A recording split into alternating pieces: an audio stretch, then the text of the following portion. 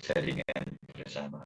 Saya kira advokasi sudah tidak asing bagi rekan-rekan semuanya, tetapi advokasi sumber daya alam ini adalah advokasi yang spesifik, yang punya karakteristik tertentu. Nah, narasumber kita pada pagi hari ini, Mas Arianto, sudah banyak berkecimpung di bidang tersebut, dan tentunya kita nanti akan mendownload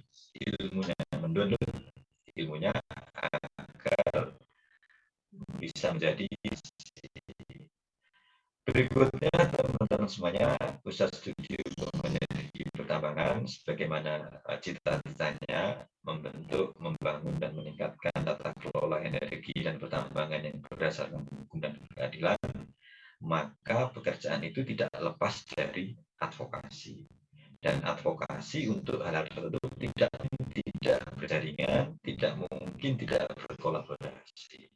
Oleh karena itu, sekali lagi, selain kita bertukar ilmu dan pengalaman, kami berharap ke depan kita bisa berkolaborasi, bisa bernetwork, bisa berjaringan, bekerja sama. Ini yang kami harapkan. Saya kira demikian pengantar pembuka dari nikmati pelatihan ini, bisa mengikutinya dengan baik, sambil santai, boleh sambil ngopi, sambil berfarmasi, dan komunikasi ini menjadi penting. Hubungan relationship di antara kita ini menjadi penting. Bu Sep sangat berkepentingan dengan Bapak Ibu semuanya dengan mereka menyebarkan virus, bukan corona, tapi menyebarkan virus kebaikan, virus advokasi, virus kepedulian terhadap pengelolaan sumber daya alam, agar pengelolaan sumber daya alam dari pertambangan sesuai dengan pasal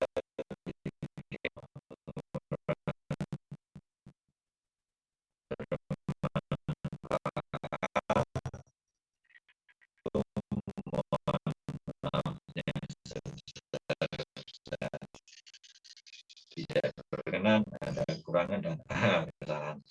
Tim kami insya Allah akan dengan senang hati berkomunikasi dengan rekan-rekan semuanya bila ada hal-hal yang dianggap perlu. Misalkan tiap hari juga hampir secara rutin melalui online, dan untuk diskusi dengan kami secara spesifik, kami siap. Kami selalu senang berdiskusi untuk membahas sesuatu. Terima kasih atas perhatiannya, terima kasih atas partisipasinya. Semoga upaya kita ini mendapatkan ridho dan rahmat oleh Allah Subhanahu wa Ta'ala, dan pelatihan ini diberikan kelancaran dan kemanfaatan. Billahi taufiq wal hidayah. Wassalamualaikum warahmatullahi wabarakatuh. Waalaikumsalam warahmatullahi wabarakatuh. Terima kasih kami sampaikan kepada Bapak Bisman Badiar SHMM atas sambutannya. Para peserta pelatihan yang saya hormati, acara selanjutnya yakni acara inti yaitu pelatihan. Pada pelatihan pertama ini akan dipandu oleh saudara kami, Akmalul Ibrahim, yang mana beliau merupakan peneliti aktif dan sekaligus manajer program di Pusat Studi Hukum Energi dan Pertambangan. Untuk itu, kepada saudara moderator kami persilakan. Baik, terima kasih Mbak Maria Ulfa atas waktunya. Baik Bapak Ibu dan rekan-rekan yang saya hormati, selamat pagi. Assalamualaikum warahmatullahi wabarakatuh. Salam kenal semua untuk Bapak Ibu dan rekan-rekan semuanya. Pagi Bang Arianto Nugroho, semoga selalu dalam keadaan sehat walafiat. Bapak Ibu dan rekan-rekan peserta pelatihan advokasi pengelolaan sumber daya alam, pertama-tama kita perkenalkan diri terlebih dahulu oleh saya sendiri adalah Akmalul Ibrahim, seperti yang sudah disampaikan oleh Mbak Marelva tadi. Selanjutnya saya akan perkenalkan Bapak Arianto Nugroho. Saat ini beliau merupakan koordinator materi yang akan disampaikan oleh beliau, yaitu terkait dengan strategi mendorong transparansi informasi pengelolaan sumber daya alam dan pengembangan jaringan advokasi. Beliau saat ini terlibat dalam perwakilan masyarakat ekstraktif Indonesia. Selain itu, Beliau juga terlibat dalam pemantauan perizinan pertambangan dengan Komisi Anti Korupsi, pemerintah daerah, dan komunitas kelompok masyarakat sipil. Beliau sangat berpengalaman memfasilitasi kelompok multi stakeholder di tingkat provinsi dan kabupaten untuk mendapatkan informasi dan memetakan isu-isu kritis dan mencari masukan untuk mengatasi masalah. Sebelumnya, sebelum bergabung di PWYP, Bapak Arianto Nugroho merupakan aktivis di Patiro Semarang untuk mempromosikan proyek anti korupsi dan integritas yang bekerja sama dengan Transparansi Internasional Indonesia dan terlibat dalam proyek untuk mempromosikan perencanaan dan penganggaran yang tepat dan responsif gender di Jawa Tengah. Sebelumnya beliau juga memimpin proyek di PWYP, yaitu terkait dengan meningkatkan tata kelola sektor pertambangan berbasis lahan dan hutan yang didukung oleh The Asia Foundation. Jadi Bapak Ibu dan rekan-rekan yang kami hormati, Bapak Arianto Nugroho ini merupakan seorang aktivis dan pegiat transparansi pengolahan sumber daya alam dan anti korupsi. Selanjutnya saya persilahkan kepada Bapak Arianto Nugroho untuk memberikan materi pelatihan di materi pertama pelatihan pada pagi hari ini. Kepada Bapak Arianto Nugroho, kami persilahkan. Baik, terima kasih. Assalamualaikum warahmatullahi wabarakatuh. Yang kami hormati Pak Bisman, senior, yang saya banyak belajar dari Pak Bisman, termasuk saya juga banyak belajar dengan teman-teman PUSEP, dan seluruh peserta yang hadir dalam forum pada pagi sampai sore hari nanti. Jadi mungkin hari ini saya lebih banyak untuk sharing pengalaman saja ya, sharing pembelajaran. Jadi saya bukan trainer atau narasumber yang expert di bidang ini, tapi paling tidak saya hanya akan menceritakan tentang pengalaman kami, berbagi pengalaman tentang apa yang biasa kami lakukan bersama-sama dengan masyarakat sipil lainnya terkait dengan perbaikan tata kelola sumber daya alam. Jadi ini lebih pada sharing, karena kalau saya tidak berani untuk sudah ada Pak Bisman selesai semua itu sebenarnya kalau training gitu. Baik, saya mohon izin untuk share presentasi kalau mohon izin. Jadi mana ya yang oke. Mudah-mudahan sudah kelihatan ya.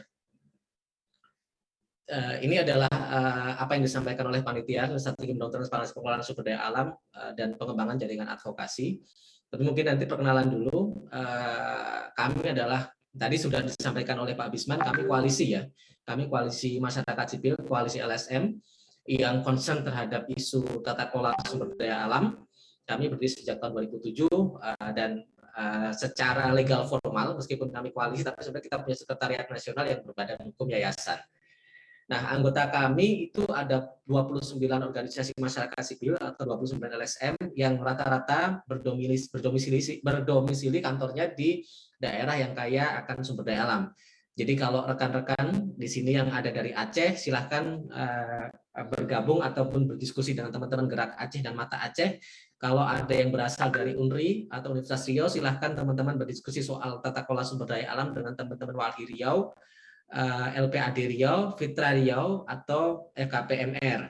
Kalau teman-teman kebetulan yang ada yang berasal dari Kalimantan Timur, silahkan berdiskusi dengan Pokja 30. Yang misalnya berasal dari Sulawesi Tenggara, silahkan berdiskusi dengan Labmil. Itu adalah anggota-anggota kami di Koalisi Public Stewardship Indonesia. Termasuk yang saat ini ada di Papua Barat, kami alhamdulillah sudah ada anggota di Papua Barat, yaitu Perdu Manokwari. Jadi ini sebenarnya ini adalah sebuah jejaring antara organisasi untuk bersama-sama mendorong perbaikan tata kelola sumber daya alam. Kalau visi misi kami sebenarnya sederhana, terwujudnya kesejahteraan yang adil dan berdaulat dalam secara transparan, akuntabel, partisipatif, dan berkelanjutan. Nah, tapi yang paling penting untuk kemudian kita pahami adalah bahwa kalau kita bicara soal pengelolaan sumber daya alam, itu selalu bermuara pada pasal 33 Undang-Undang Dasar 1945. Jadi kalau kita baca tornya dari PUSEP, itu juga sudah disampaikan bahwa pengelolaan sumber daya alam kita adalah dasarnya pasal 33. Nah, di pasal 33 itu yang kemudian kita akan mendiskusikan bagaimana kemudian implementasinya, pasti akan dikaitkan dengan regulasi. Kalau kita bicara regulasi berarti mulai dari undang-undang, PP, permen dan segala macam itu harus bermuara pada pasal 33. Jadi kalau kemudian ada regulasi yang dia bertentangan dengan pasal 33 biasanya kemudian akan dilakukan GR. Dan kita sudah tahu banyak sekali yang masuk kategori sumber daya alam. Masuk yang terakhir kan misalnya soal undang-undang cipta kemudian di GR, karena di dalamnya lebih banyak bicara soal sumber daya alam. Belum lagi kita bicara Nah, kalau kita bicara soal kelembagaan, biasanya kelembagaan ini berkaitan dengan apakah pengelolaan SDA ini, siapa yang mengatur, kementerian mana yang mengatur, apakah ini akan dikelola oleh BUMN atau asing, bagaimana posisi kelembagaan dari masyarakat adat misalnya dalam konteks pengelolaan sumber daya alam. Jadi biasanya dalam kerangka ini pasti kita akan menyebutkan soal regulasi, kelembagaan dan tata kelola. Nah, kalau kita bicara tadi ya, satu saja bicara soal regulasi, pasti ya akan bicara proses substansi. Ya, makanya tadi saya menyampaikan polemik Undang-Undang Cipta Kerja, Undang-Undang Minerba itu bicara soal regulasi. Nah, ini yang menarik kalau kita bicara soal tata kelola ya. Nah, kalau kita bicara soal dimensi tata kelola, biasanya kalau kita bicara tata kelola itu ada tiga nih, transparansi, partisipasi, dan akuntabilitas. Nah, yang paling penting adalah kemudian bagaimana kita memaknai transparansi, partisipasi, dan akuntabilitas. Dalam pandangan kami, kalau kita bicara soal perbaikan tata kelola atau bicara soal tadi TAP, transparansi, partisipasi, akuntabilitas, itu adalah bagaimana kemudian negara menjamin hak warga negara. Karena kalau kita bicara transparansi itu berkaitan dengan hak. Apa? Yaitu hak untuk tahu atau right to know. Kalau kita bicara partisipasi adalah right to involve atau hak untuk turut involved itu bahasa Indonesia terlibat ya. Kalau akuntabilitas itu right to claim itu maksudnya dia punya daya tawar untuk kalau misalnya ada sebuah kebijakan, ada nggak ya negara memfasilitasi kita untuk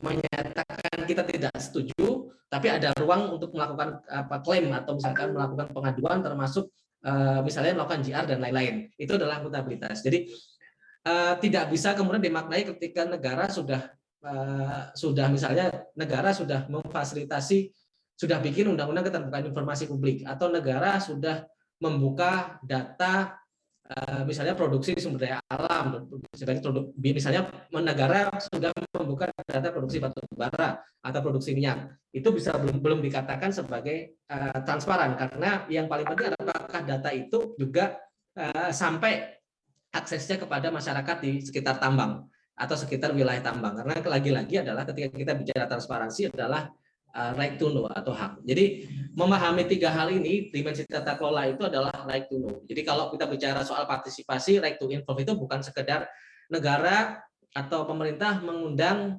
mahasiswa atau mengundang PUSEP atau mengundang PWIP untuk sosialisasi draft RUU A, B, C, D. Bukan.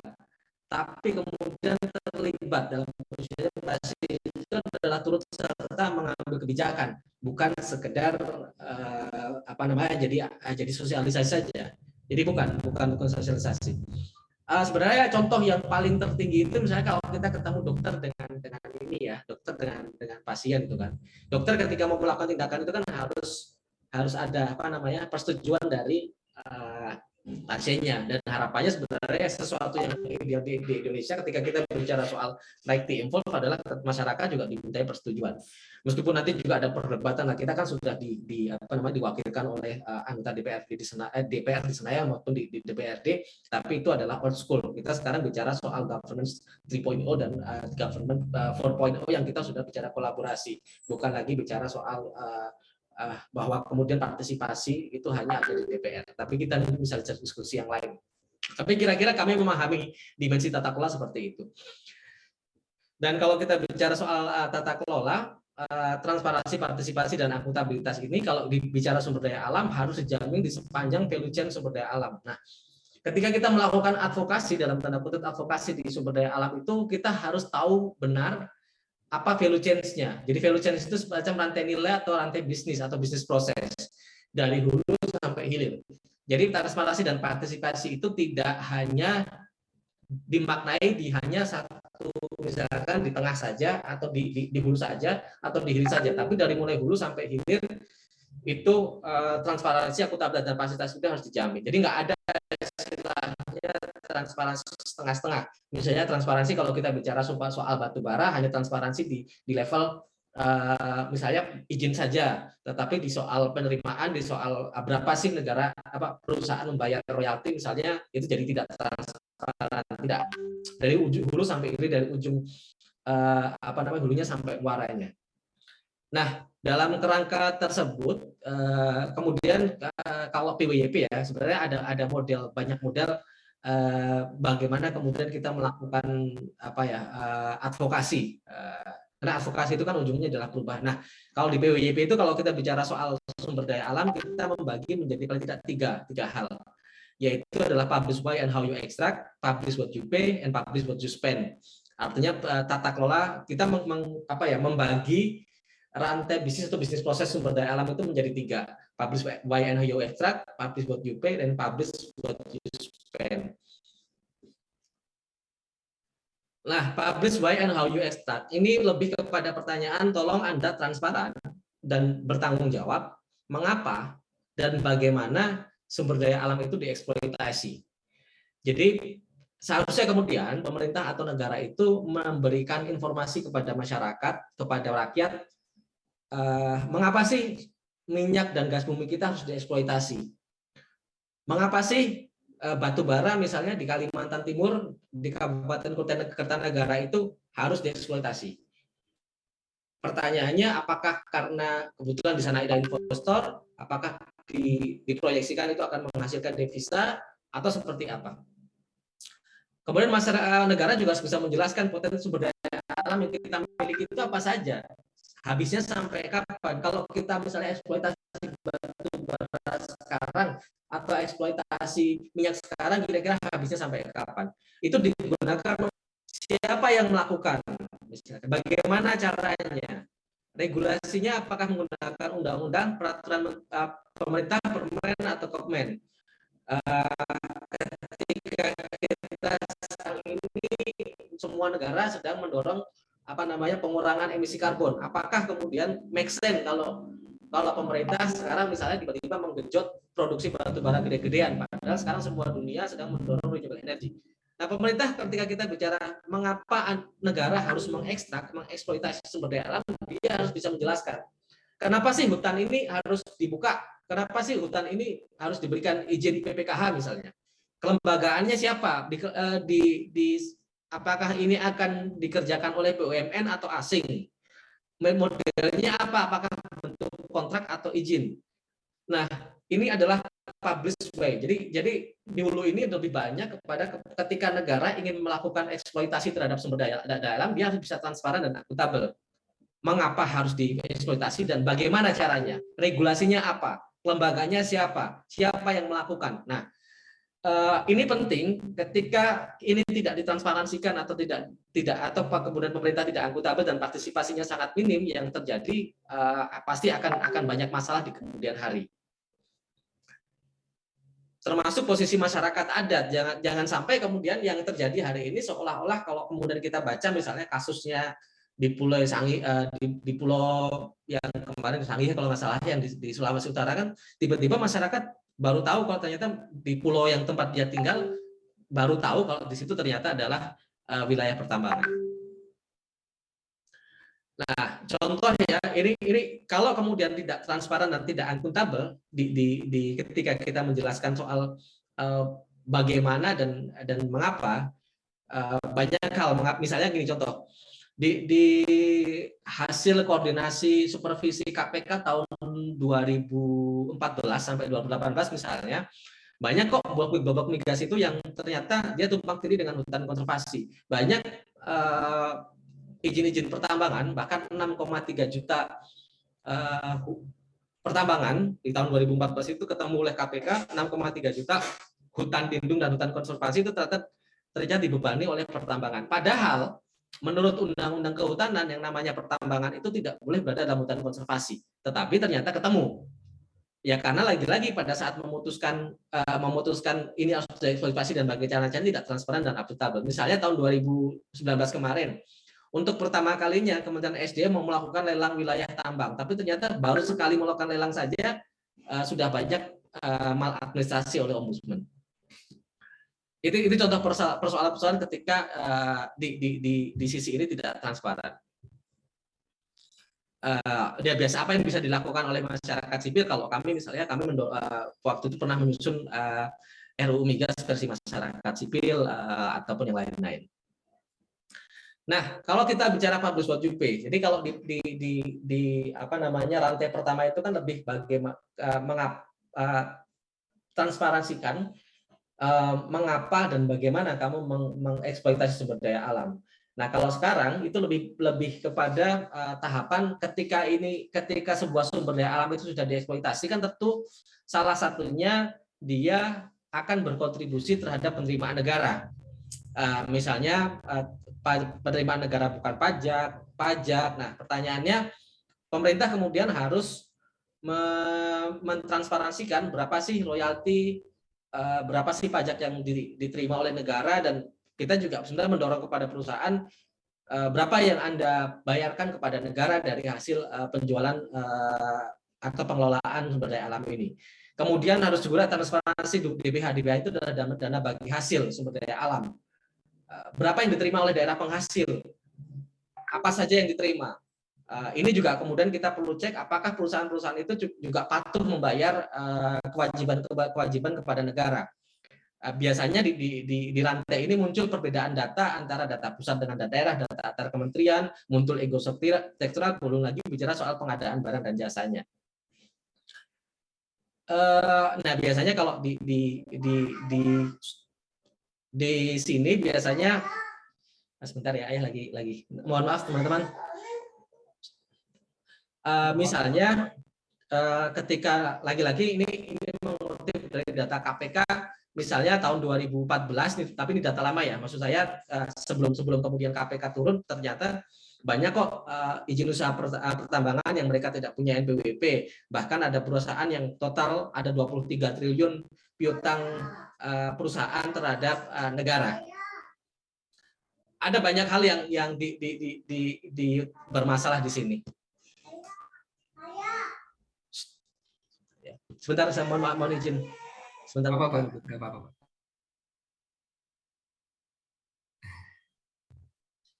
Ya, mohon maaf Bapak Ibu dan rekan-rekan peserta pelatihan pengelolaan vokasi. Silakan. Mohon maaf ya, biasa kalau WFH itu selalu di.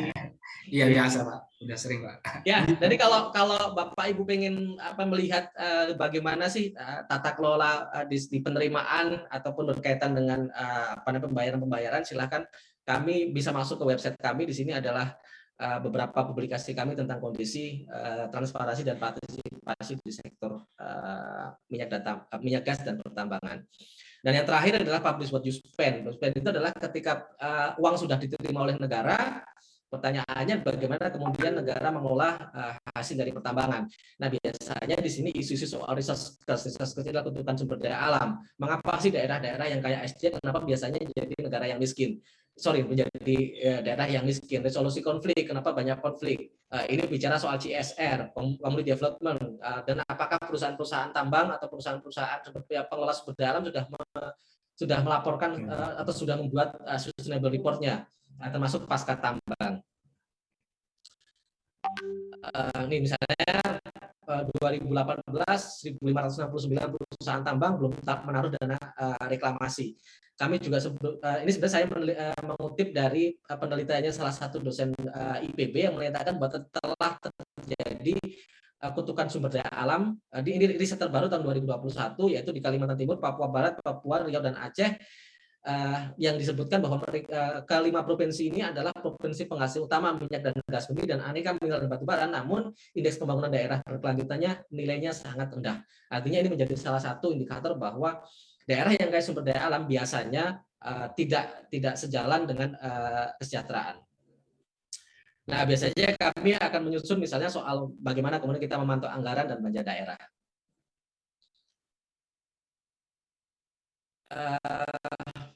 Nah, Sebenarnya kalau kita bicara transparansi dan akutabel, kenapa sih kita harus transparan dan akuntabel? Karena ini diambil dari kajiannya evaluasi KPSDA dan kebetulan PWYP menjadi salah satu penulis dari kajian ini. Yang paling berat di Indonesia ini kalau kita bicara korupsi kan adalah state capture. Jadi kalau korupsi zaman dulu itu kan lebih banyak di pengadaan barang dan jasa ya, pengadaan barang dan jasa, suap dan segala macam. Kalau untuk sumber daya alam ini level korupsinya sudah sangat tinggi. Kalau kita bicara keuangan itu sudah bicara soal, misalnya kalau soal pajak itu mereka sudah bicara soal penghindaran pajak, sudah memainkan anak-anak perusahaan. Jadi perusahaan A misalnya ternyata punya anak perusahaan di Hong Kong ataupun di Singapura yang mereka merupakan salah satu negara tax haven. Itu kalau soal keuangan, jadi mereka sudah level potensi korupsinya itu sangat tinggi. Dan yang paling repot di Indonesia itu adalah state capture. Artinya ketika kita bicara state capture, regulasi undang-undang itu diduga sekarang ini sudah diatur oleh oligarki. Jadi kalau teman-teman kita paham oligarki itu sebenarnya regulasi kita tentang sumber daya alam itu sudah banyak diatur oleh para oligarki. Ini yang diduga banyak terjadi, sehingga level korupsinya itu sudah bukan level sebatas suap atau pengadaan barang dan jasa, tapi bahkan levelnya ngatur kebijakan, ngatur regulasi, ngatur undang-undang, dan ngatur kebijakan. Jadi bagaimana kemudian negara membuat kebijakan yang menguntungkan segelintir orang. Dan dugaan itu kemudian tervalidasi misalkan dalam beberapa kasus ketika kita bicara regulasi undang-undang yang itu banyak dugaan dari teman-teman masyarakat sipil bahwa regulasi misalnya undang-undang cipta kerja itu banyak menguntungkan beberapa pihak saja. Meskipun ini adalah contoh korupsi yang sangat berat untuk dibuktikan ya, karena levelnya bukan, kalau biasanya kalau kita korupsi kan apakah dia mengatur bertentangan dengan kewenangan, ini agak susah. Tapi itu yang terjadi di Indonesia. Nah, ini yang paling penting karena di sini juga ada mahasiswa ya Pak Dokter. Saya izin untuk meskipun mungkin ada sedikit agak ke level yang mendasar. Kalau kita bicara advokasi, mungkin saya mulai dari sini ya, agent of change. Biasanya kalau mahasiswa ini selalu menyampaikan kami adalah agent of change. Mahasiswa pemuda adalah agent of change. Itu yang selalu disampaikan di semester awal ketika kita masuk, dulu ada istilahnya ospek ya, selalu kakak-kakak kelas kita selalu bilang kita adalah agent on change. Nah pertanyaannya adalah change-nya apa, perubahan apa? Jadi kadang-kadang kita lupa untuk kita lupa untuk menanyakan ketika kita menjadi agent of change atau agen perubahan itu adalah perubahan apa yang ingin kita kejar.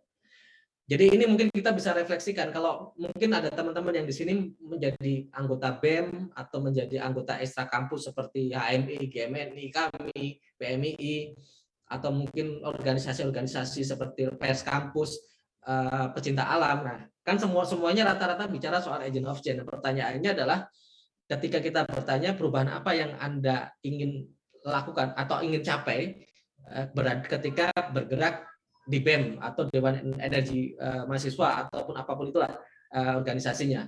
Apakah teman-teman sudah merumuskan perubahannya? Ini penting karena jika kita tidak bisa merumuskan perubahan apa yang ingin kita capai, agak susah kita bicara soal advokasi sumber daya alam. Mungkin kalau dan ini tantangan paling besar yang dihadapi oleh mahasiswa zaman sekarang ataupun anak muda zaman sekarang ketika kita membicarakan soal perubahan apa yang ingin dicapai.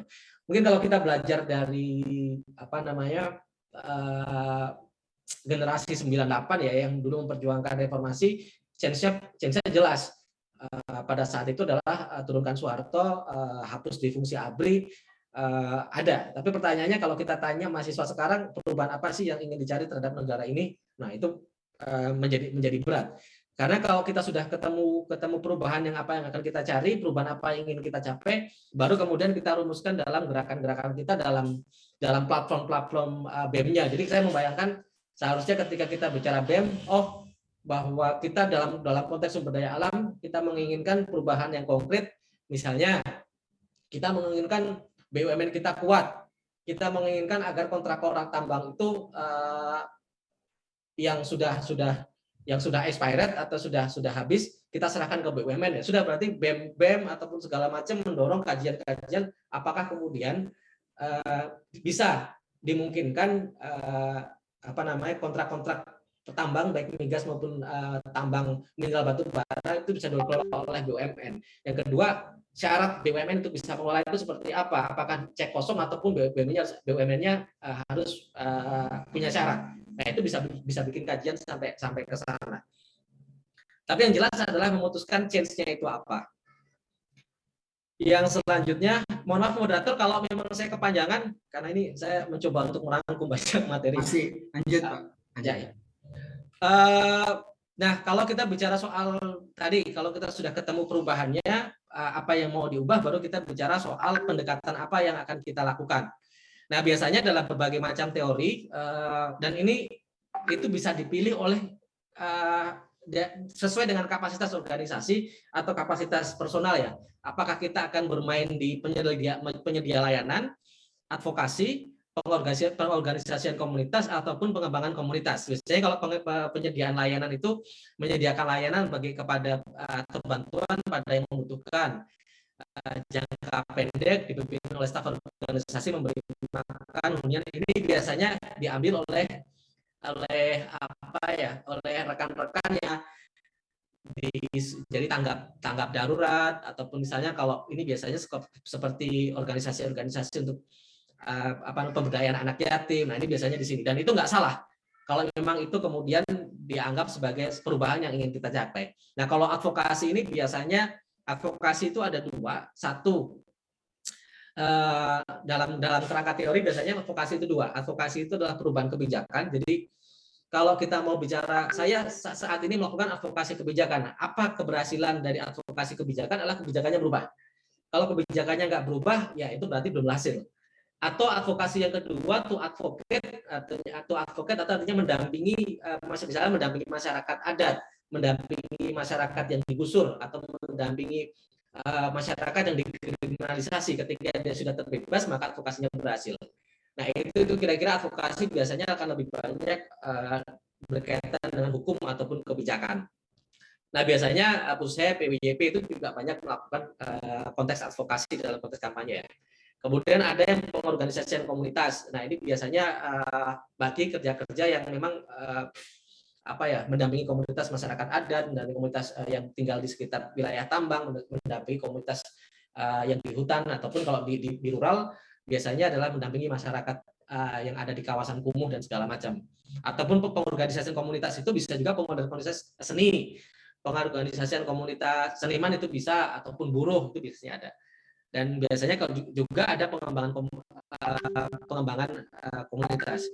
Nah, ini bisa dilakukan bersama-sama, tetapi disesuaikan dengan kapasitas dan sumber resource yang dimiliki oleh organisasi. Jadi nggak ada satu yang lebih baik daripada yang lain, tetapi bisa dipilih sesuai, dan yang paling penting adalah bagaimana organisasi yang menyediakan layanan, yang melakukan advokasi, yang melakukan pengorganisasian komunitas dan pengembangan komunitas itu bisa bersinergi dan berkolaborasi.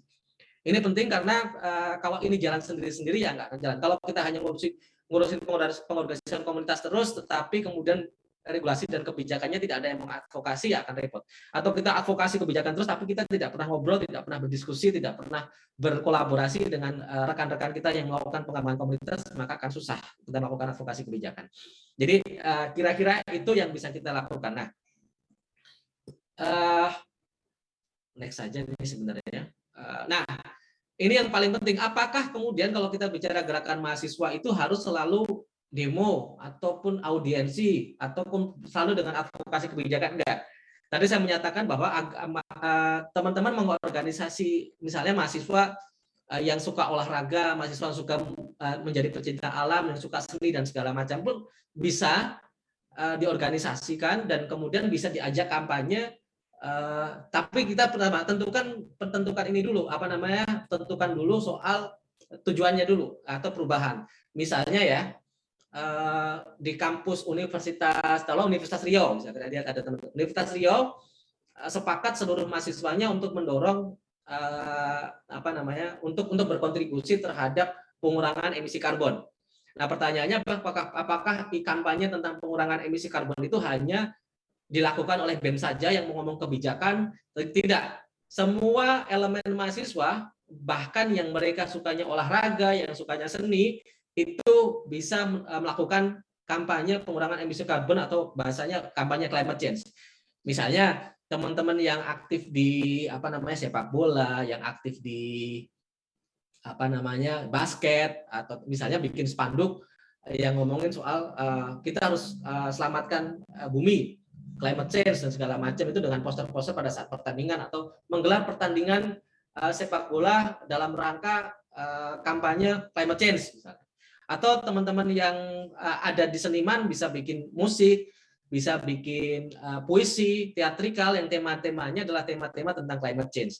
Ini ada contoh yang dilakukan oleh kawan-kawan jaringan masyarakat sipil, misalnya PWYP kemarin membuat film dokumenter dan alhamdulillah mendapatkan juara 1 di Piala Citra. Bagaimana kemudian kami membuat satu film tentang kendeng, dan itu tujuannya adalah mengajak anak-anak muda untuk melalui seni musik untuk mendukung perjuangan kendeng. Atau teman-teman di Mbak Oki Madasari, dia menjadi juri puisi untuk anak-anak SD tentang bahaya batu bara. Ini sebenarnya bisa dilakukan oleh siapapun sesuai dengan kapasitas yang dimiliki. Nah, sekarang kita masuk ke data. Kenapa transparansi data itu penting? Karena resiko korupsi di sepanjang rantai bisnis pertambangan itu salah satunya, kalau semuanya tertutup maka akan terjadi resiko korupsi. Nah, kalau kita bicara potret keterbukaan informasi publik di sektor industri ekstraktif, nah sebenarnya kita ini kalau kita bicara regulasi, kelembagaan, dan inisiatif sudah cukup banyak.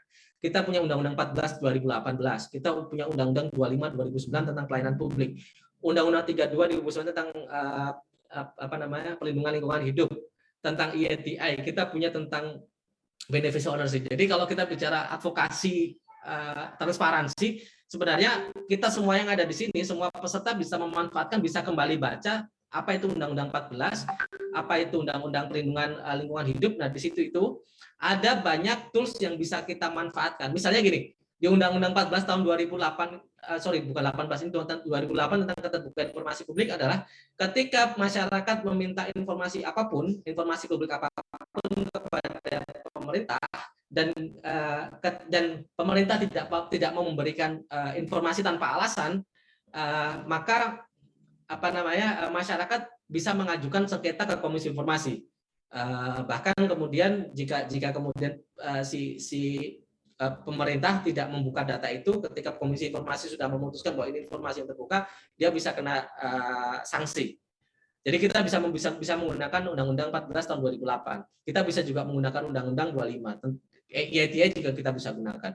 Kita juga sudah ada Komisi Informasi, sudah ada PPID, Pejabat Pengelola Informasi dan Dokumentasi. Jadi kalau kita semua yang ada di sini ingin minta data apapun, tinggal datang ke kementerian, datang ke dinas, datang ke PPID-nya, kita minta informasi 1, 2, 3, 4. Dasarnya apa? Undang-Undang 14 tahun 2008. Jika tidak diberikan, kita bisa bersengketa di Komisi Informasi. Dan hampir semua provinsi sudah punya Komisi Informasi Provinsi. Kita juga punya EITI, OJP, ada punya ESDM Geoportal. Nah, saya hanya ingin share saja beberapa contoh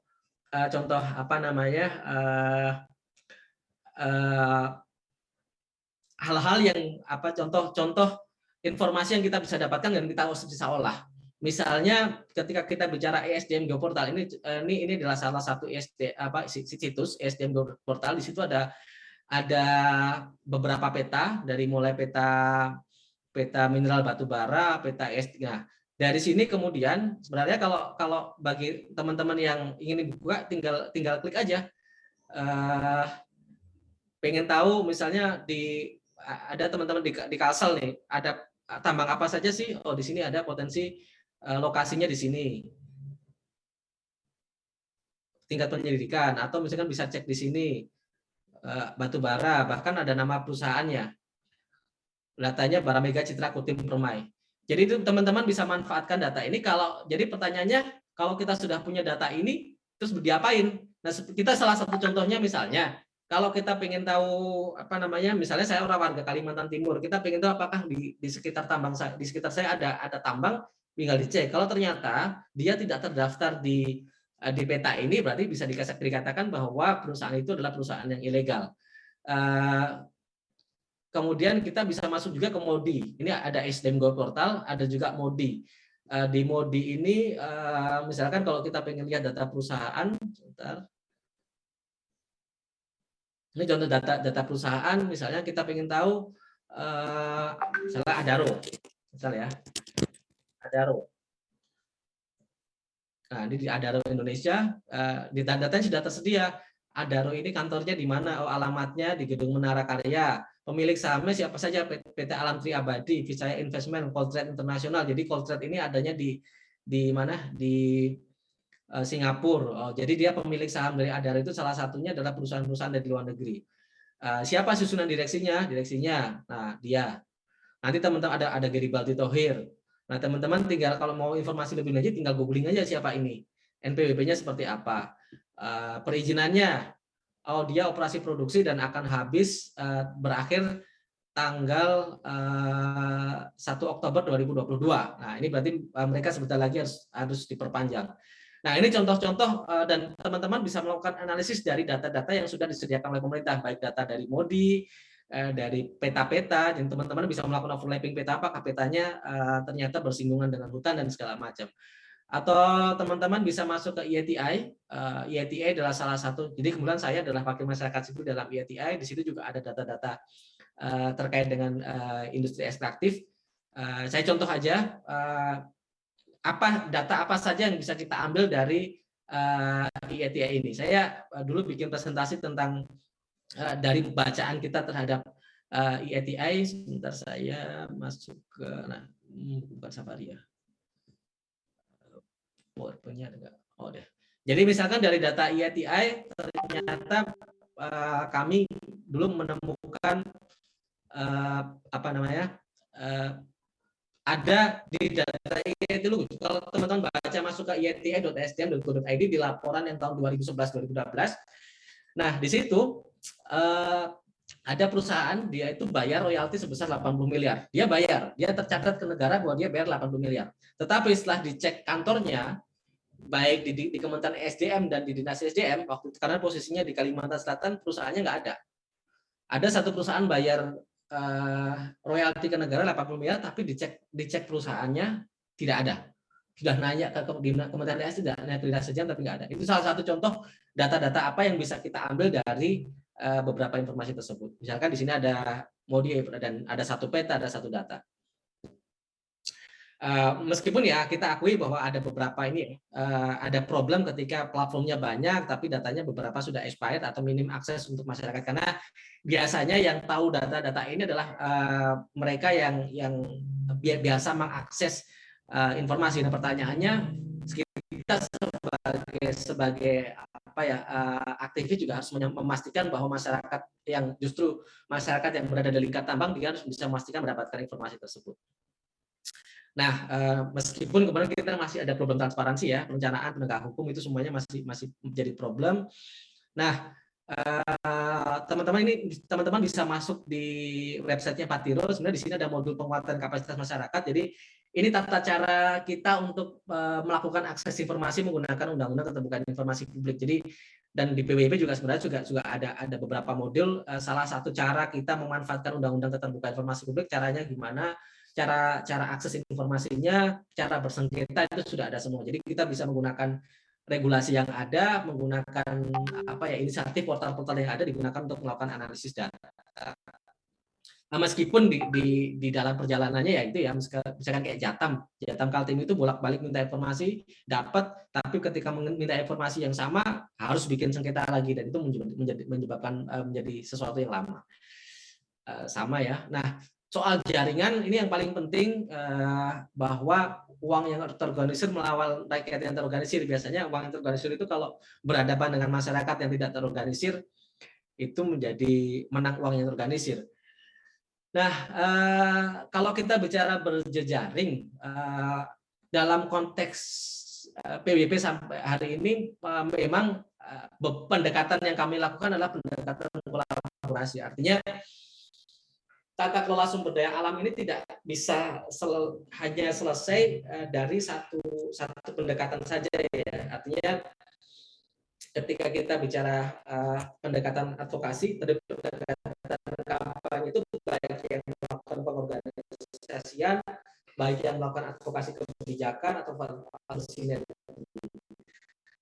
Nah, upaya sinergi atau kolaborasi ini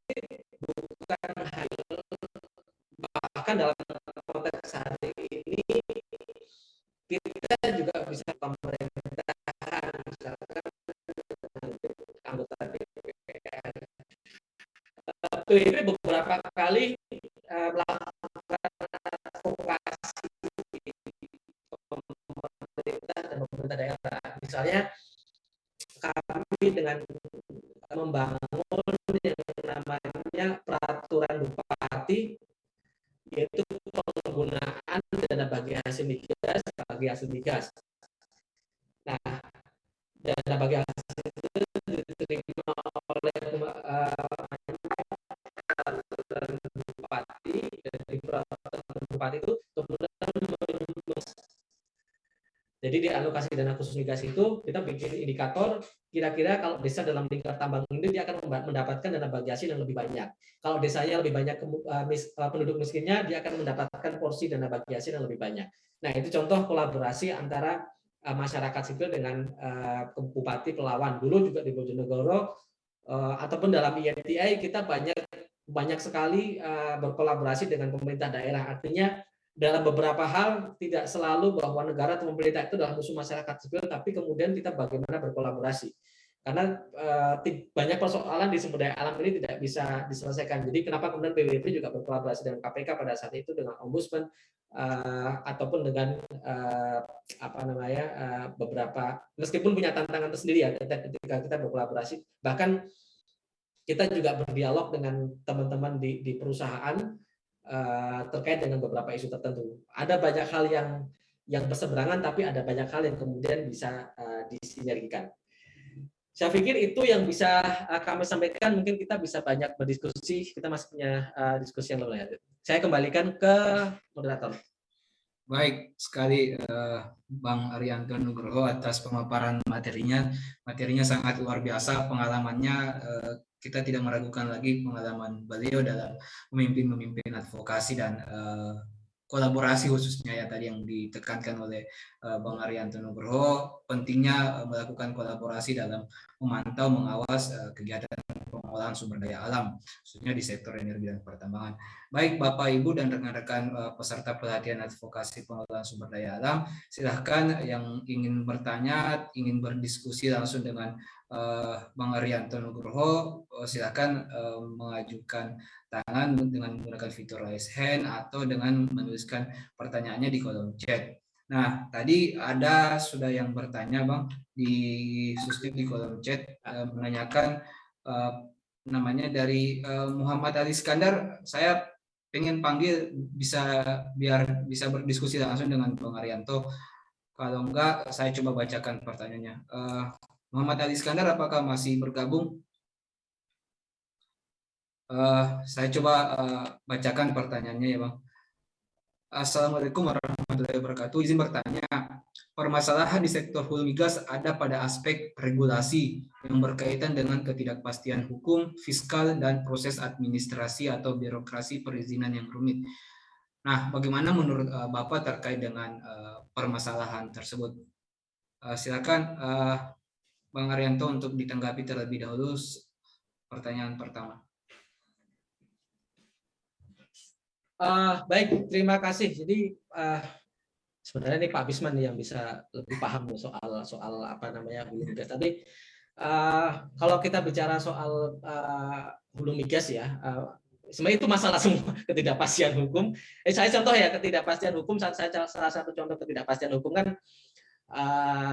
undang-undang migas ini kan sudah di GR ya, di GR sejak tahun berapa dan 3 kali bahkan ada 3 GR kalau nggak salah minimal ya.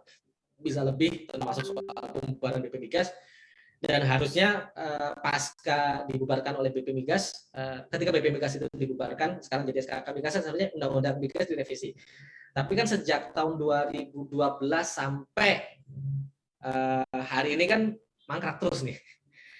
Semakin mangkrak maka semakin tidak pasti. Ditambah lagi dengan Undang-Undang Cipta Kerja. Undang-Undang Cipta Kerja ada tadi saya menunjukkan satu pasal menarik dari Undang-Undang Cipta Kerja. Ini contoh ketidakpastian hukum migas ya. Undang-Undang Cipta Kerja ini saya juga tidak tahu ini gimana cara membacanya.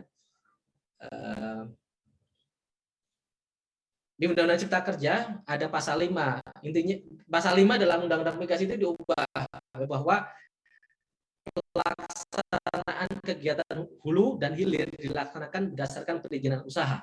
Sedangkan hari ini prakteknya kalau kita bicara migas itu menggunakan PSC atau produksi kontrak. Ya, dan pas kita cek ternyata di PP turunan, yang PP turunan Undang-Undang Cipta Kerja ini tidak ada yang berkaitan dengan migas. Nah, pertanyaannya kalau sekarang ada kontrak-kontrak PSC ini, yang berlaku itu kontrak PSC atau perizinan berusaha? Kalau Undang-Undang Cipta Kerja bilangnya perizinan berusaha. Nah, sekarang misalkan contoh Blok Rokan itu kan resmi diambil alih oleh Pertamina kan Agustus kemarin. Itu harusnya perizinan berusaha dong kalau menggunakan Undang-Undang Cipta Kerja. Tetapi kan kita juga bingung dalam konteks hari ini apa yang terjadi. Saya pikir ketidakpastian mulai dari revisi Undang-Undang Migas yang nggak selesai sama perizinan usaha. Kalau kita bicara soal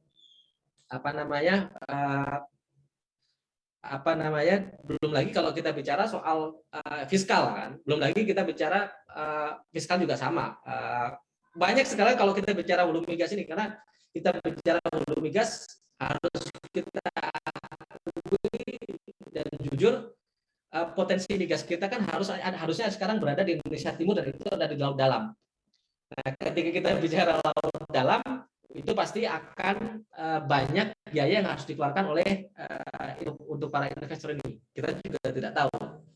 Belum ada kejelasan menurut saya sampai hari ini kalau kita bicara sektor hulu migas, nampaknya belum ada terobosan dari pemerintah untuk terkait dengan fiskal. Ya paling tidak sesuatu yang mendasar, harusnya revisi Undang-Undang Migas itu selesaikan dulu, baru kita bicara yang lain. Tapi nampaknya kan justru munculnya Undang-Undang Cipta Kerja saja masih menjadi sebuah PR. Saya pikir banyak sih kalau kita bicara soal hulu migas. Baik, terima kasih Pak Arianto Nugroho atas penjelasannya.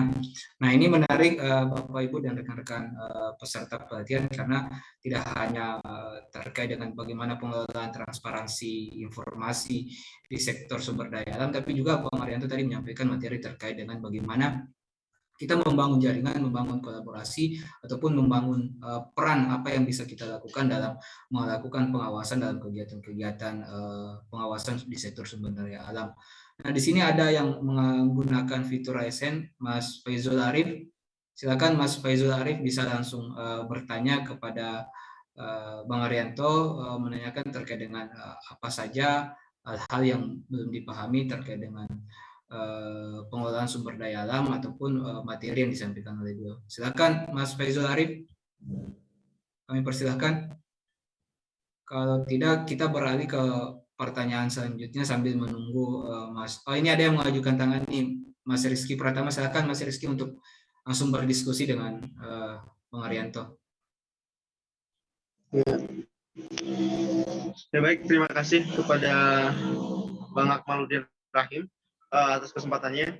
Mungkin saya ingin bertanya beberapa hal kepada narasumber. Ya agak berisik ya, maaf. Pertanyaannya adalah berkaitan dengan, karena ini adalah pelatihan advokasi di bidang sumber daya alam. Kita tahu bahwa salah satu sumber daya alam yang cukup potensial dan selalu banyak menimbulkan konflik pada saat upaya eksploitasi, mulai dari perencanaan sampai kepada pertambangan sampai pasca tambangnya adalah batu bara gitu. Ya.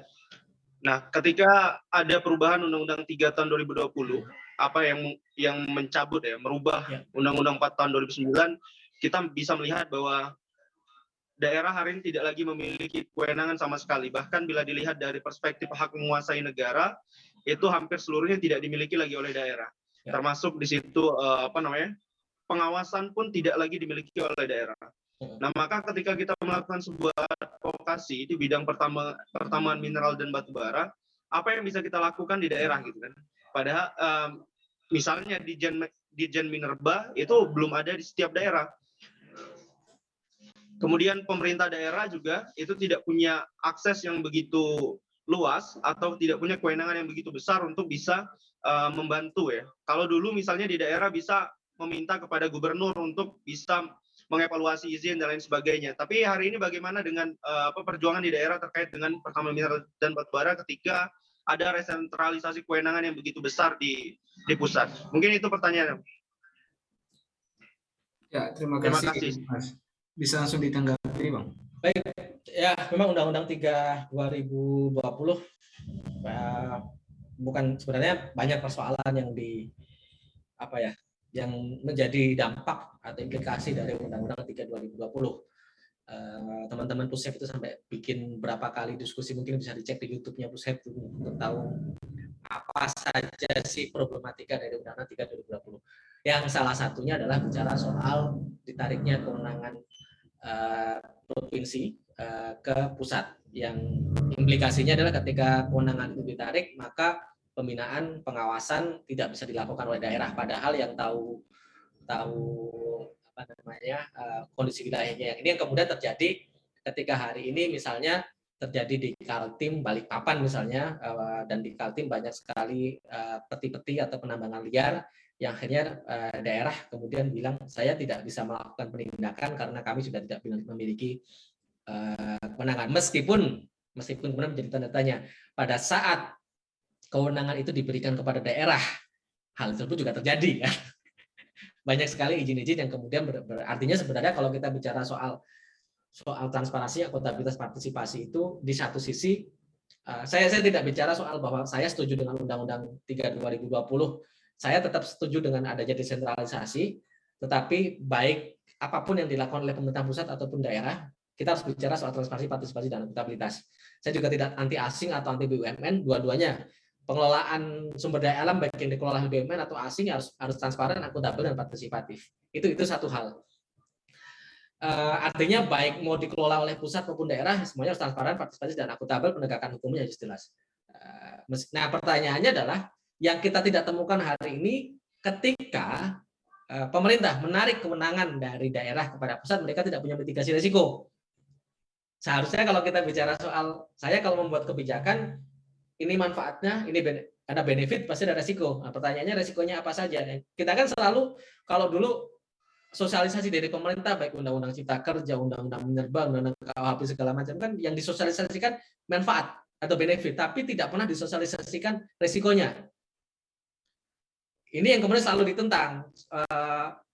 Undang-Undang Cipta Kerja akan menaikkan investasi yang baik-baik semua, tapi di situ kan banyak resiko, tapi resikonya nggak pernah dijelaskan. Ini yang kemudian harus kita kritisi, bahwa setiap kebijakan yang diambil pasti ada benefit dan kemudian pasti ada resiko. Nah, pertanyaannya, apakah kemudian pemerintah atau negara sudah melakukan mitigasi risiko?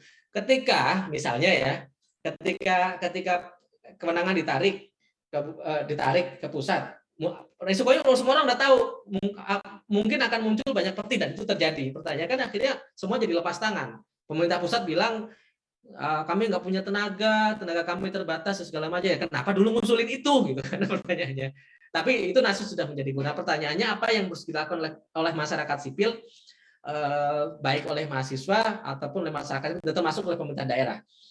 Yang pertama, dari hal-hal yang paling sederhana, contoh ya. Kalau di Kementerian SDM itu kan ada yang namanya call center 136. Call center 136 itu kenapa nggak kita coba? Kalau mahasiswa universitas, misalnya di Kalimantan itu ada universitas apa ya? Contoh ya, misalkan 1.000 mahasiswa. Ya udah coba telepon 136, tolong kami melaporkan terjadi penambangan liar. Ya udah teleponnya 136. Email aja salah satu pengaduannya yang disediakan oleh pemerintah, misalnya lapor strip, teman-teman tinggal cek, bisa SMS, bisa ini. Ya sudah. Nah, nanti kalau ternyata baik dari 136 SDM yang katanya itu adalah salah satu kanal pengaduan yang mereka sudah punya SOP, kanal pengaduan akan di follow up. Ya, kita tunggu seminggu, 2 minggu, kalau nggak 2 minggu tinggal konferensi pers kan. Center 136, 1.000 mahasiswa sudah ditunggu 2 minggu, 1 bulan, ternyata tidak di follow up, ya itu tinggal tagih aja. Itu cara hal yang paling sederhana, tinggal bikin diskusi media dan segala macam. Atau misalnya teman-teman audiensi, dan audiensi kan harus datang kan. Sekarang orang sudah biasa meeting dengan Zoom. Mahasiswa misalnya bikin audiensi dengan Kementerian SDM. Kirim aja surat. Kalau ternyata suratnya 15 kali nggak ditanggapi, ya tinggal konferensi pers. Kami sudah menyurati pemerintah pusat 15 kali. Ya agar kalau nggak kayak gitu nggak aware. Atau misalnya membangun yang namanya diskusi forum multi pihak, atau misalkan misalnya mahasiswa kerjasama dengan dosennya. Bagaimana kalau kita bikin diskusi untuk mempertemukan Kementerian SDM, Dinas SDM, kalau misalkan peti berarti kemudian mengundang Polda misalnya atau mengundang Mabes Polri untuk yuk kita diskusikan. Itu cara yang cukup elegan. Misalnya mahasiswa BEM kerjasama dengan rektor ketemu dengan dekanat, kemudian kerjasama dengan Dinas SDM. Ayo kalau memang Dinas SDM merasa nggak punya kewenangan, yuk kita kumpul, kita diskusi. Dan kalau SDM nggak bisa datang ya tinggal Zoom aja kan bisa. Ya, nah itu cara-cara yang paling atau kalau memang sudah ada ya demo misalnya. Kalau nggak demo ya bikin tweet atau apapun. Semua hal bisa kita lakukan. Artinya tidak hanya advokasi itu dengan satu jalan saja. Ada banyak hal yang bisa kita lakukan. Dan itu semuanya tidak harus selesai dengan demo ya, karena tadi saya sebutkan bisa saja teman-teman yang jago musik, kenapa nggak kita bikin musik atau bikin film atau bikin teatrikal yang itu bisa jadi viral misalnya. Karena kan selama ini kalau kita lihat justru yang paling cepat dilakukan adalah ketika sesuatu itu menjadi viral kan. Dan mungkin kalau kita bicara viral, apakah dan itu berkembang ya? Artinya kalau kita bicara tools advokasi, alat advokasi itu berkembang. Orang dulu mungkin ya, alat advokasi paling cepat Twitter, tapi sekarang mungkin kalau di yang cepat viral bukan lewat Twitter, bisa jadi lewat TikTok. Kenapa nggak TikTok selain joget-joget, kita bicara TikToknya adalah TikTok, kita TikTokkan kondisi lubang tambang yang ada di Kalimantan Timur. Kita TikTok tentang kondisi sumur-sumur minyak tua yang tidak terurus yang ada di misalnya di Bojonegoro, atau kemudian TikTok kebakaran yang ada di di Cilacap dan segala macam. Kan kita bisa jadiin konten kan, tidak harus TikTok itu sebagai alat untuk joget. Ya kira-kira itulah. Artinya semua hal bisa kita lakukan dari hal yang paling sederhana ataupun model-model yang akademisi, kita bikin ruang-ruang diskusi ataupun kampanye-kampanye yang lain. Dan itu tidak hanya dilakukan oleh mahasiswa yang ada di BEM ataupun teman-teman yang bahkan kita mungkin bisa bareng dengan Pemda ya, bisa saja kan, karena kemarin Pak Bisman juga punya pengalaman ketika melakukan JR terhadap undang-undang Pemda juga bareng kok dengan Pemda, dengan gubernur gitu kan. Artinya bisa berkolaborasi, tidak hanya dengan itu bisa kolaborasi juga. Kira-kira itu. Ya, baik. Menarik sekali penjelasan dari Bang Arianto Nugroho ketika sudah menyentuh wilayah aplikasi anak sekarang ya, mahasiswa, khususnya anak-anak mahasiswa ini sudah bermain TikTok. Mungkin itu yang bisa dikedepankan nanti dalam melakukan gerakan-gerakan advokasi. Nanti kita buat TikTok bareng-bareng begitu mungkin bisa untuk mendorong transparansi. Kan kita nggak tahu kan, misalnya kan ada banyak, artinya tidak semua advokasi itu selalu advokasi hukum, kebijakan, semua hal kita lakukan. Ya benar, apalagi tadi saya lihat PBB sudah melakukan buat film dokumenter, ini sangat menarik, apalagi mendapatkan. Ya, kita juga nggak dapat Piala Citra, tapi pembayangan kan Piala Citra untuk isu kendeng itu kan berarti kan berhasil kan. Ya. Karena Piala Citra itu kan masih jauh-jauh dari politik, tapi kita bisa memasukkan unsur kebijakan dalam ya, menarik sekali Bang. Nanti kita bisa melakukan pendampingan, mentoring kepada kelompok masyarakat. Di sini banyak saya lihat kelompok masyarakat LSM yang mengikuti pelatihan dari Merauke, dari Kendari, dari Sabang. Nah ini ada mahasiswa Jentera yang tadi mengajukan pertanyaan dari kolom chat. Ya silakan, yang Pak Samsul Rizal bisa. Oh ya, makasih banyak Pak atas kesempatannya. Ya. Kayaknya kita di sini semua semisi Pak, satu tujuan kayaknya Pak, terkait bagaimana advokasi terkait masalah pertambangan yang ada di Indonesia hari ini. Karena saya lihat sendiri Pak, baik itu secara empiris di tengah-tengah masyarakat itu sendiri, banyaknya oknum yang telah melakukan konspirasi ya terkait masalah bagaimana pengelolaan pertambangan itu ya, terkait masalah lembaga-lembaga yang kita harapkan sebagai penegak hukum. Namun hal yang demikian ini terjadi konspirasi tingkat tinggi menurut saya Pak, karena banyaknya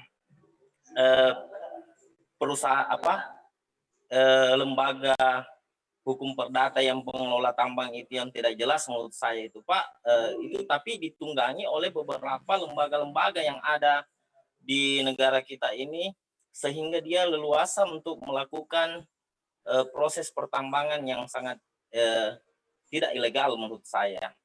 Jadi menurut saya yang pertama Pak, kenapa tidak yang ada hari ini, yang ikut hari ini pelatihan advokasi ini buat asosiasi saja Pak, kalau memang kita sepaham semuanya, untuk memberikan kepastian kepada masyarakat bahwa lembaga ini independen. Karena menurut saya untuk perkara-perkara pertambangan illegal mining yang ada di Indonesia hari ini tidak cukup untuk lembaga-lembaga yang ada di negara kita ini untuk mengatasi, karena banyak oknum yang mempunyai kewenangan untuk itu tidak menjalankan tugas dan fungsinya sebagaimana mestinya. Nah ini Pak, karena saya lihat sendiri Pak, mungkin orang yang dibawa, lembaga yang dibawa dalam hal ini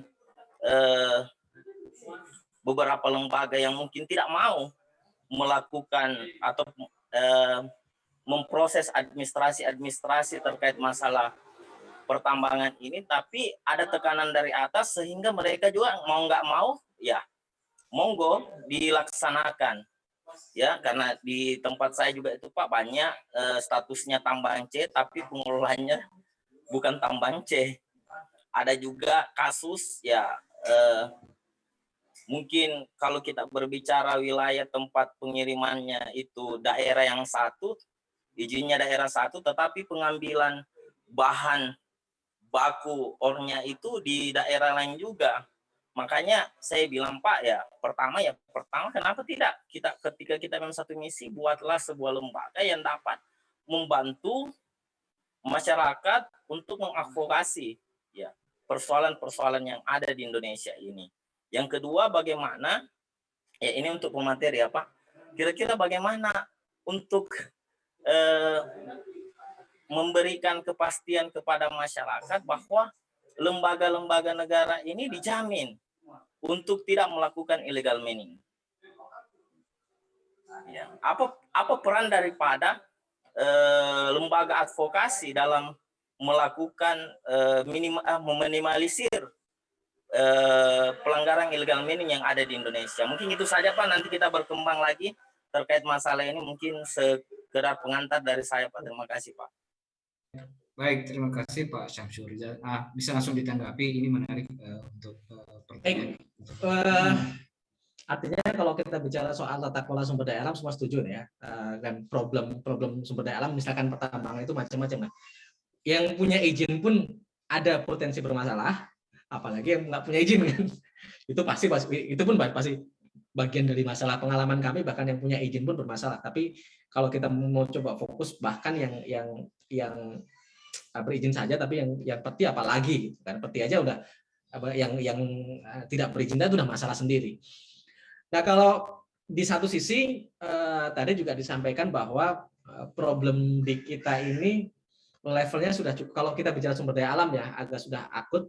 Kadang-kadang bahkan kebijakan itu berpotensi, di dugaan kami adalah kebijakan-kebijakan itu juga sudah disusupi. Jadi mereka sudah namanya kalau dari kajiannya KPK waktu itu ketika kita melakukan evaluasi terhadap gerakan nasional penyelamatan sumber daya alam, levelnya itu adalah istilahnya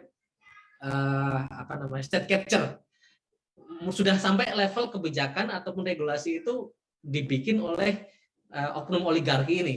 Jadi sudah bukan lagi level pada penindakan terhadap peti dan segala macam ya, gimana caranya kebijakan yang diambil adalah sesuai dengan segelintir orang. Kalau dari persoalan ini kan seolah-olah kita sudah tidak punya kekuatan dan kita tidak punya jalan untuk beradvokasi ya, karena sudah kuat. Nah, kalau menurut saya sekecil apapun peluang itu harus kita lakukan. Apalagi kalau kita bicara soal siapa yang melakukan advokasi. Yang di sini kan ada 130 orang. 130 orang ini kan bukan 130 individu, tapi 130 yang bisa jadi mewakili beberapa elemen masyarakat sipil. Mungkin di sini ada yang PNS, ada yang mewakili organisasi berbentuk BEM, himpunan mahasiswa, ataupun yang mewakili organisasi seperti advokat atau LSM. Saya membayangkan kita setuju bahwa misalnya untuk satu soal ya, peti itu sesuatu yang harus diberantas nih, kita nggak boleh ada peti. Nah sekarang ketika kita sudah oke, kita peti, apa yang bisa kita lakukan oleh masing-masing organisasi? Yang paling penting kan adalah berkolaborasi. Tidak harus kemudian 130 orang ini atau 130 lembaga berkoalisi menjadi satu, nggak perlu juga. Tapi yang paling penting adalah kita berbagi peran. Berbagi peran apa yang bisa dilakukan, sumber daya apa yang dimiliki oleh masing-masing organisasi. Misalnya Pushep itu punya apa namanya alat analisis yang sebenarnya tentang hukum. Teman-teman mahasiswa punya banyak sekali jaringan mahasiswa yang siap demo kapanpun, turun ke lapangan dengan berapa ribu truk dan siap untuk membuat kampanye di media sosial dan siap membuat trending topik terhadap sebuah isu. Pak Haji Samsul Rijal punya apa namanya masyarakat dampingan yang jumlahnya tidak sedikit, atau teman-teman yang lain juga sudah siap apa namanya bikin kajian. Nah, tinggal kita berbagi peran. Nah, kalau kita bicara tadi di awal saya selalu bilang, kalau kita bicara soal advokasi kita harus tahu bisnis prosesnya. Harus tahu bisnis prosesnya dari hulu sampai hilir, baru kemudian kita bisa petakan siapa aktor-aktornya. Nah, dari situ baru kemudian kita intervensi dan semua intervensinya bisa ditentukan oleh peran masing-masing. Misal contoh gini, kalau kita bicara peti itu pasti ada, kalau dari sisi ini ya, pelaku petinya, itu kan tadi ada yang kelompok buruh petinya nih. Buruh petinya itu asalnya dari mana sih? Apakah dia warga lokal atau dia warga non lokal? Kalau warga lokal kan pertanyaannya, kalau kita ingin menghilangkan peti, ya berarti kita harus mulai berpikir, kalau kira-kira mereka tidak boleh nambang, apakah ada misalnya ya alternatif lain untuk kegiatan ekonomi mereka? Nah, ini kan bisa teman-teman yang melakukan pendampingan itu bisa berdialog dengan mereka. Kira-kira kalau misalnya pemerintah mengganti alternatif ekonominya selain dari peti, bisa nggak? Itu satu sisi. Kalau kita bicara buruh peti, berarti kan pasti ada bosnya. Bosnya orang mana? Nah, kalau bos itu pasti mereka pasti akan menjual. Menjual itu berarti ke dalam tanda kutip bohirnya. Nah, selama ini yang terjadi ketika kita bicara soal peti, yang selalu dikejar-kejar itu kan yang orang yang di peti ini kan, yang nyangkul, yang ini. Tapi yang bohir, yang mendanai ini kan yang seringkali kita lupakan. Padahal sebenarnya kalau yang mendanakan ini, kalau saya apa namanya pelaku peti, berarti kan saya harus bisa menjual itu ke siapa? Ke orang yang mendanai kan. Nah, kalau yang mendanai ini tidak pernah tersentuh hukum, ya selamanya peti akan tetap ada. Sedangkan di satu sisi masyarakat yang melakukan peti tidak diberikan alternatif ekonomi untuk mereka hidup. Artinya sudah harus mulai levelnya itu dari berarti kalau bohirnya mereka jual kemana? Kalau jual kemana pasti ada tradingnya dong, ada yang menjual lah. Harusnya kan kalau kita mau menyelesaikan peti, kalau misalkan dia diekspor berarti ekspornya lewat jalur mana, kapal yang sebelah mana. Nah itu ada yang harus melakukan advokasi di sebelah sana. Kalau peti biasanya pakai merkuri. Siapa sih penyedia merkuri di Indonesia? Pasti ada perusahaannya dong. Bahan peledaknya dari mana? Nah, kalau kita sudah bisa memetakan, nah baru kemudian kita berbagi peran. Ada yang memang mendampingi masyarakatnya, ada yang memang mengadvokasi, ada yang kemudian kalau yang kenal dengan kepolisian, pasti dia misalnya dari kepolisian atau aparat penegak hukum itu pasti ada champion. Meskipun kita menganggap bahwa DPR itu jelek, tapi pasti ada 1 atau 2 anggota DPR yang bagus kok. Ada 1-2 anggota polisi yang memang dia punya komitmen, ada 1-2 orang di kementerian atau dinas yang punya komitmen, kita coba aja berkolaborasi, baik kolaborasi secara langsung maupun secara tidak langsung. Saya yakin pasti ada yang baik, meskipun sebatas memberikan informasi atau apapun. Nah, kalau kita dari hulu sampai kemudian sampai pendananya, jadi mungkin nyambung juga dengan pertanyaan soal bank gitu kan. Kalau kita bicara soal perusahaan-perusahaan tambang dan segala macam kan pasti ada yang mendanai, batu bara itu kotor, pasti kan ada yang mendanai dari bank. Nah, pertanyaannya apakah kemudian kita pernah mengadvokasi bank-bank yang ada di Indonesia agar mereka ketika memberikan kreditnya harusnya memberikan kredit-kredit yang memastikan kredit mereka tidak digunakan untuk peti, tidak digunakan untuk batu bara yang kotor. Kita sebenarnya ada namanya koalisi responsi bank. Dan mungkin setelah ini kita diskusikan. Nah gitu Pak Haji. Kita tidak harus dari satu koalisi, tapi kita berbagi peran saja. Berbagi peran untuk advokasi yang mau di kebijakan siapa, yang mendekati. Tapi kita sudah tahu apa rantainya itu di mana saja. Soalnya kalau kita hanya menyelesaikan misalnya grebek peti di titik A, biasanya kan yang ditangkap cuma yang pakai cangkul dan segala macam, mereka kasihan.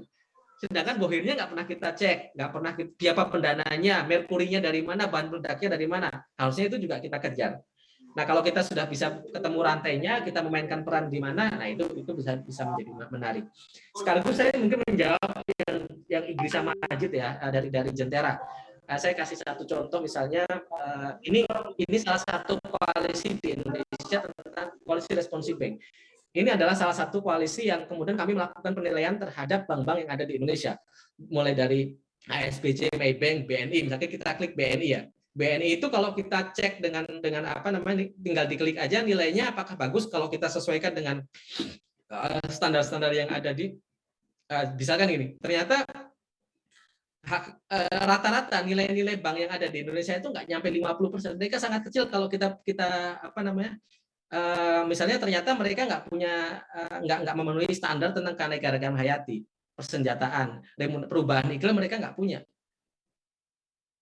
Apa namanya, kita sudah ada sebenarnya, sudah melakukan itu. Jadi kami melakukan penilaian terhadap bank-bank ini. Ketika kita bicara bank, harusnya mereka harusnya sudah mulai mendorong kesetaraan gender, harus patuh terhadap pajak dan segala macam. Tapi ketika bank-bank ini waktu itu kita coba overlapping untuk kita nilai dengan standar-standar internasional, ternyata hampir semua bank yang ada di Indonesia nilainya itu tidak lebih dari 50%. Jadi memang banyak PR ya. Jadi banyak PR. Perusahaan tambangnya harus kita kejar, anggota DPR dan pemerintah yang bikin regulasinya juga harus kita advokasi, banknya yang mengucurkan dana juga harus kita advokasi, termasuk masyarakatnya, termasuk yang ada di banyak hal. Artinya kalau kita sudah tahu rantainya, dan itu tidak bisa dilakukan oleh satu organisasi atau satu koalisi, kita harus berbagi peran.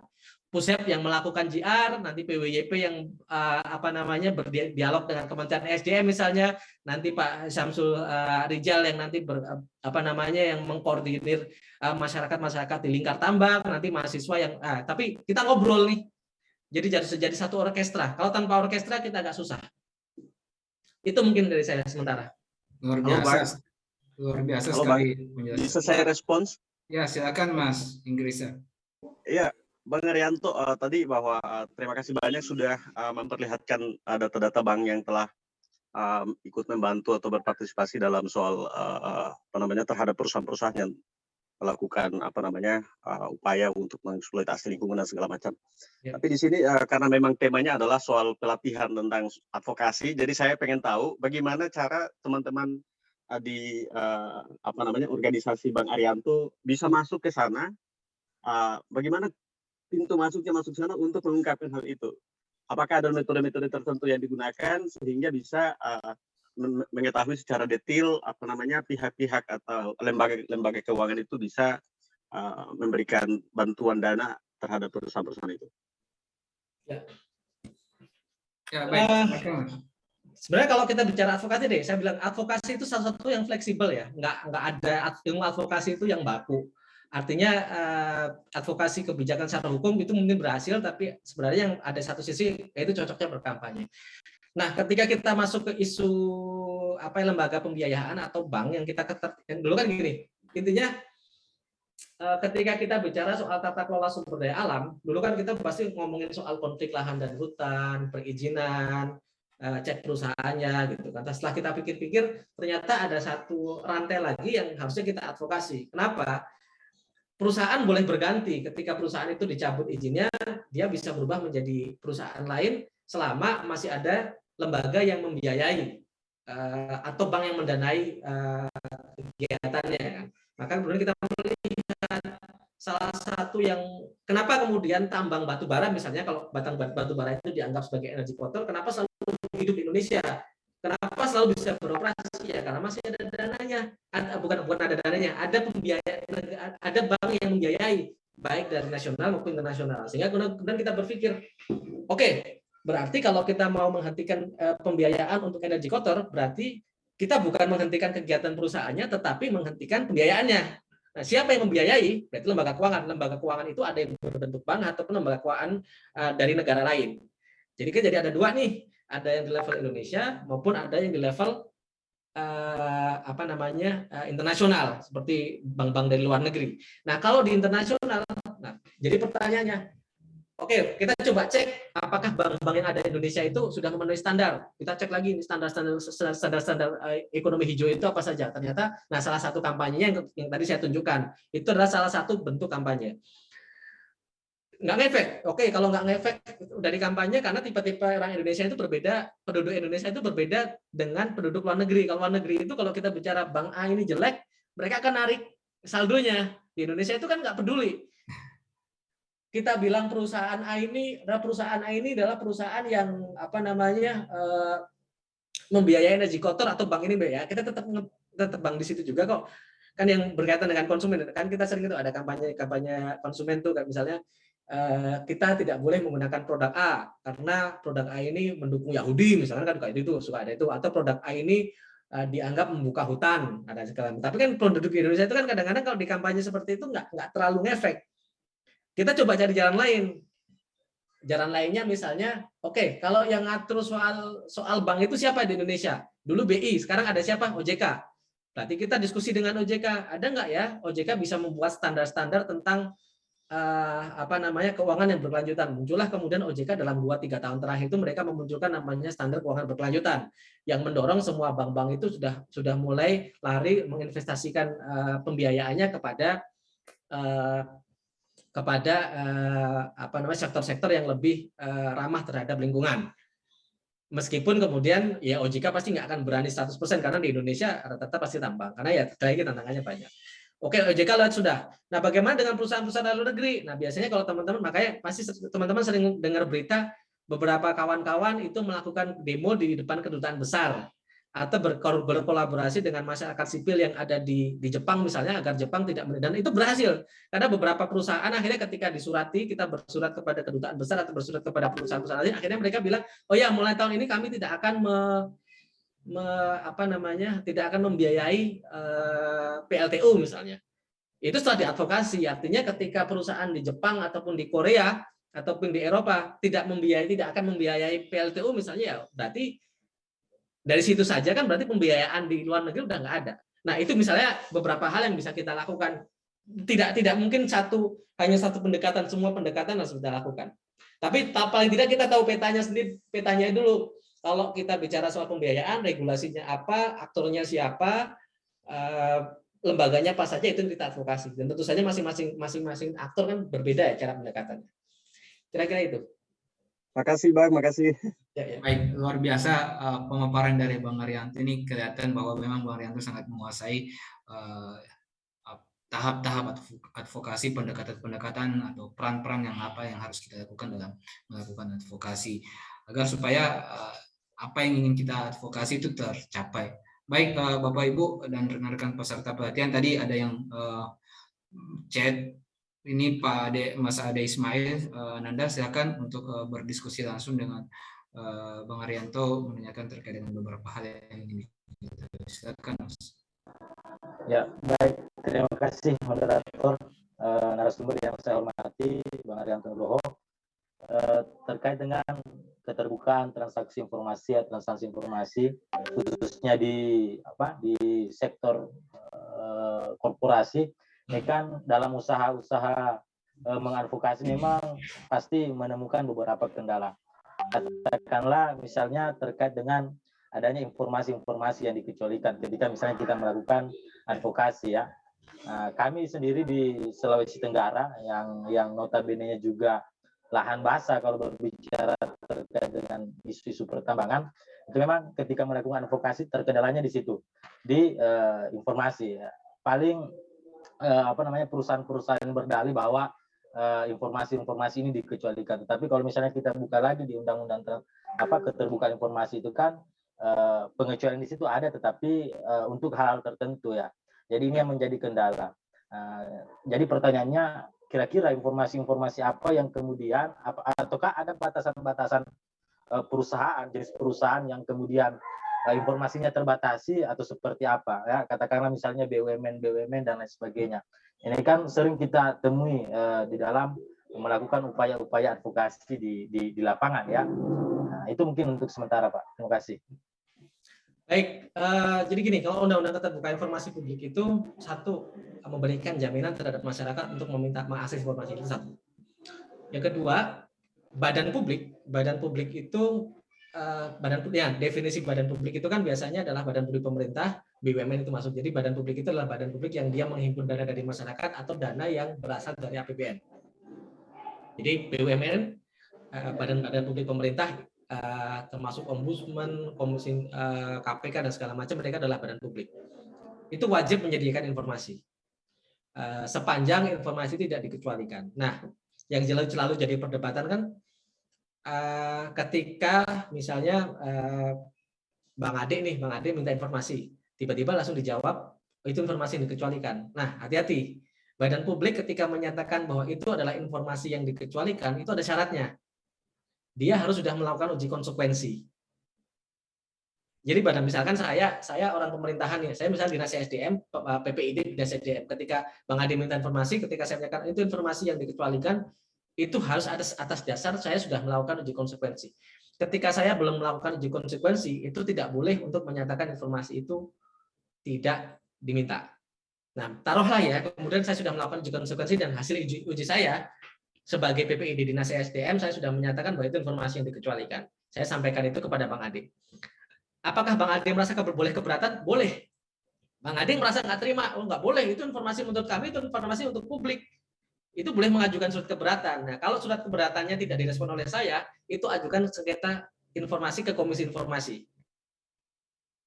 Jadi yang menentukan informasi itu dibuka atau tutup bukan pemerintah, tapi Komisi Informasi, dengan catatan Bang Ade mengajukan keberatan dulu, setelah keberatan baru kemudian mengajukan informasi ke Komisi Informasi. Nah, kalau Komisi Informasi menyatakan itu tertutup, apakah Bang Ade punya ruang untuk banding lagi? Punya. Bisa banding kepada PT UN, Pengadilan Negeri.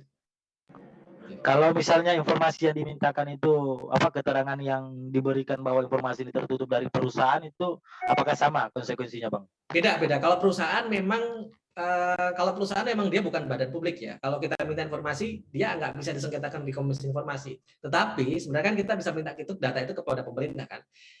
Karena satu pemerintah itu harusnya pemerintah itu kan si perusahaan itu dapat izin dari mana? Dari pemerintah. Harus data itu kan dimiliki oleh pemerintah kan. Logikanya kalau misalkan teman-teman pengen tahu data, misalkan data royalti, berapa royalti yang dibayar, kan tinggal minta ke pemerintah, karena pemerintah yang terima royaltinya.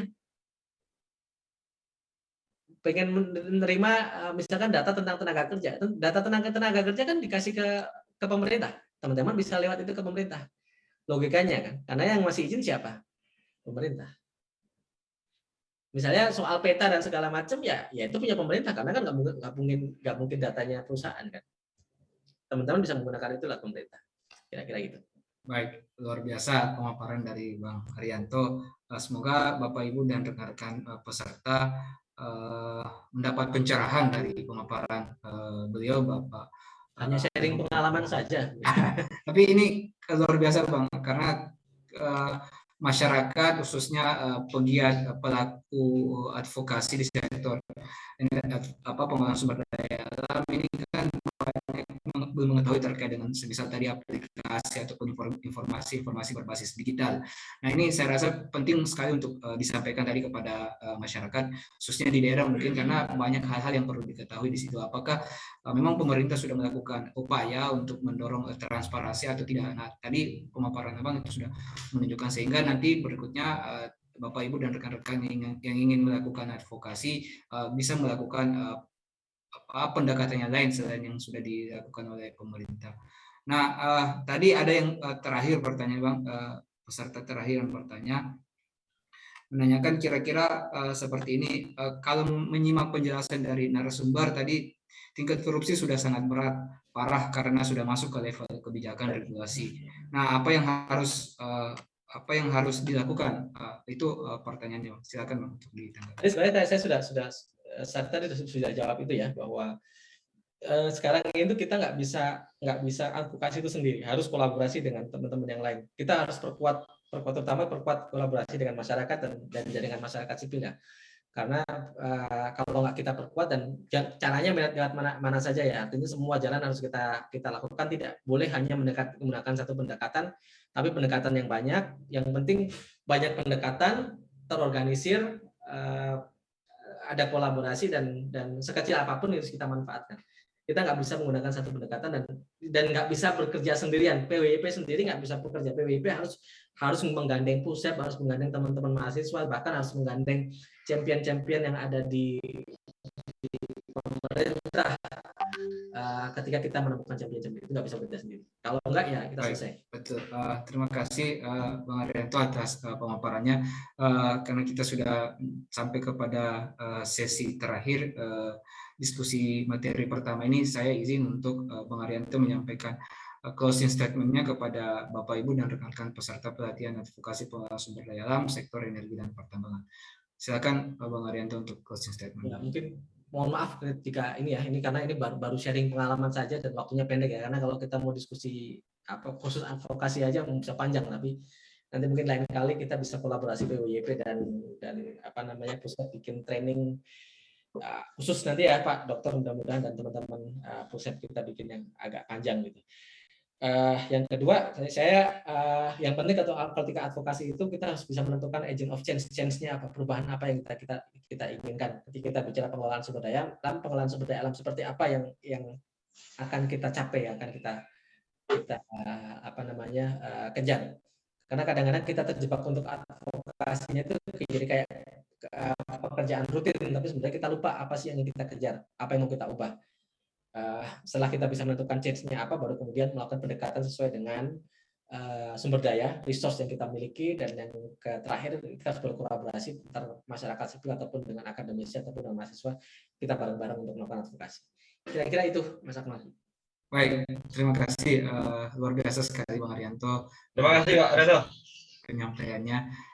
Kami tunggu kita bisa berkolaborasi bersama dengan BWYP, PUSEP, dan Bapak Ibu dan rekan-rekan peserta pelatihan advokasi. Besar harapan kita bisa melakukan advokasi bersama. Sebelum kita akhiri, Bapak Ibu dan rekan-rekan peserta pelatihan advokasi, kita foto bersama dulu. Harap Bapak Ibu untuk mengaktifkan kameranya. Sekedar kita melakukan dokumentasi pelatihan advokasi. Baik Bapak Ibu dan rekan-rekan saya peserta pelatihan, saya ikut hitung 1, 2, 3. Slide berikutnya 1, 2, 3. Slide berikutnya 1, 2, 3. Baik Bapak Ibu dan rekan-rekan peserta pelatihan advokasi sumber daya pelatihan, materi pertama ini ada materi selanjutnya yang akan disampaikan oleh kami, masih dalam tahap konfirmasi. Kepada Bang Arianto Nugroho kami ucapkan terima kasih atas pemaparan materinya. Mohon maaf bila ada kekurangan dan kesalahan. Bila itu